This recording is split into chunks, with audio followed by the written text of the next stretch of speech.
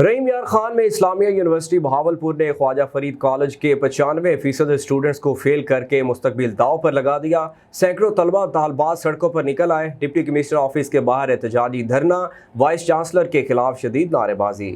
Khwaja Farid college کے سینکڑوں طلبہ و طالبات اسلامیہ یونیورسٹی بہاولپور کے وائس چانسلر کے خلاف سڑکوں پر نکل آئے۔ سینکڑوں طلبہ و طالبات نے ڈپٹی کمشنر آفس کے باہر دھرنا دیا۔